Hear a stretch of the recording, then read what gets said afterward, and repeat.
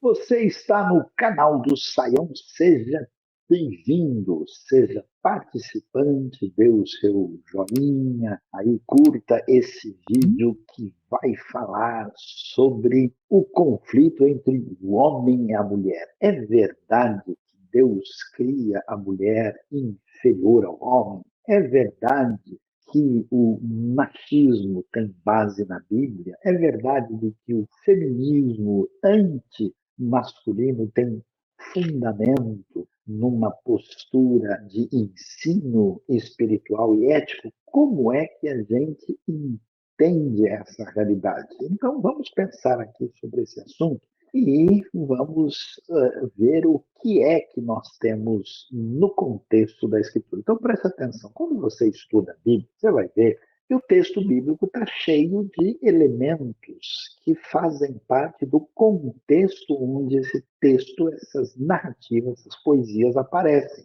A Bíblia é produzida no contexto do Antigo Oriente Próximo, você tem uma cultura hebraica semítica antiga, passando aí por períodos desde a época patriarcal, e depois a Bíblia se insere num ambiente ali onde viviam civilizações como egípcios, hititas, mesopotâmios, ali assírios, babilônios, né? Todo esse ambiente. Mais tarde nós temos ali persas, gregos, romanos. O Novo Testamento vai ser escrito em grego, parte do Antigo está em aramaico. Então, esse ambiente cultural, em muitos aspectos, era nitidamente definido por aquilo que podemos chamar de uma preponderância masculina.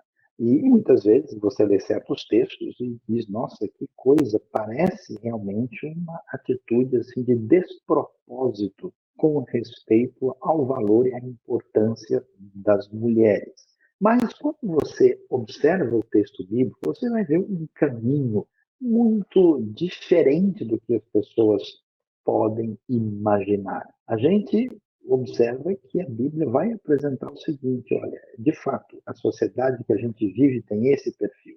Dentro desse ambiente, você vai ver que o texto bíblico atua numa direção diferente da preponderância que havia nesse ambiente antigo. Então, por exemplo, a sociedade do mundo bíblico, a poligamia é algo não questionável, né? É uma coisa que faz parte da realidade e ela existe no Antigo Testamento, especialmente nas épocas mais antigas. Só que quando você vê as famílias polígamas, você vê que elas não funcionam. Então, o texto bíblico deixa claro, transparecer, que aquele tipo de proposta de organização familiar não é uma proposta adequada. Então, da mesma maneira, quando a Bíblia mostra o jeito de ser da sociedade, suas narrativas se inserem nesse ambiente, não quer dizer que ela referenda esses ambientes.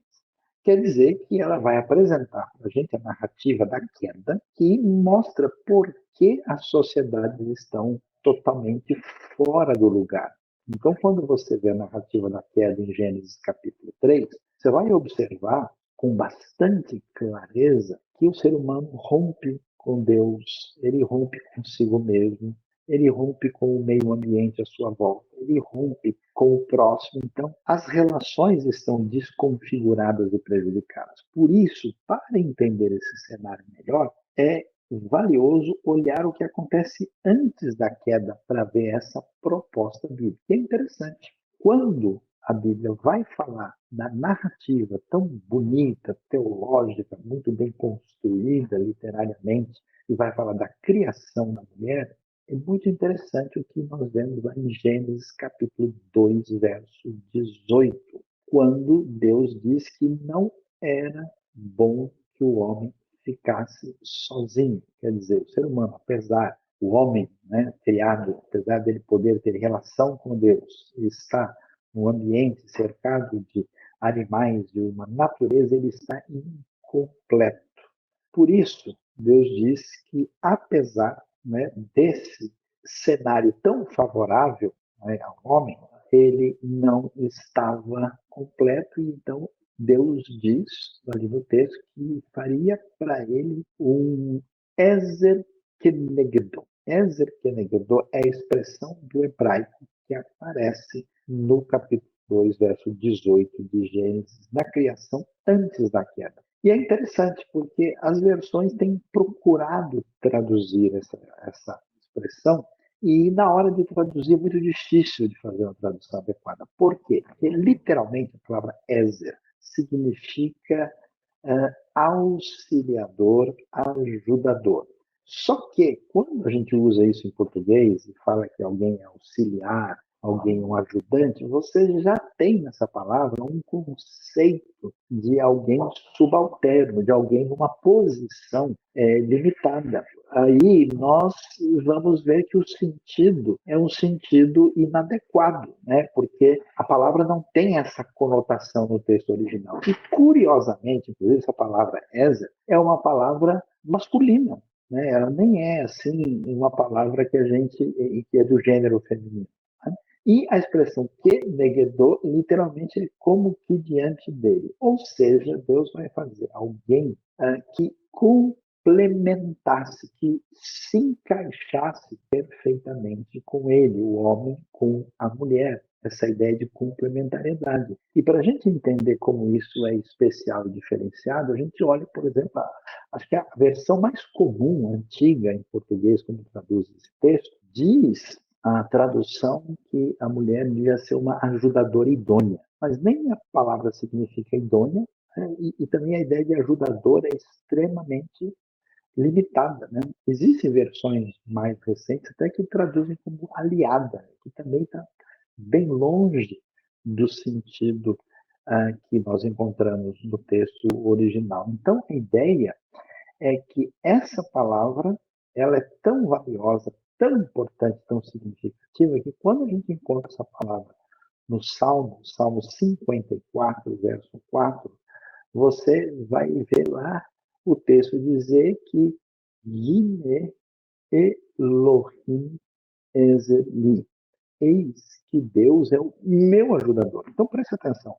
A palavra usada na criação da mulher para definir quem é a mulher é a mesma palavra que é usada para se referir a Deus quando ele socorre a nós no momento de dificuldade, luta e tribulação. Então você vê que no texto bíblico a ideia não tem esse conceito de subalterno, de inferior, de fato. A mulher é criada como igual ao homem de uma maneira complementar. Quando a gente entende isso, a gente percebe que, na verdade, é bobagem ficar tentando dizer que o homem é superior essencialmente à mulher e, portanto, o mundo só vai ser bom se os homens definirem a realidade a partir disso, e também é bobagem dizer que as mulheres são melhores que os homens e que o mundo só vai ficar bom se ele for predominantemente feminino.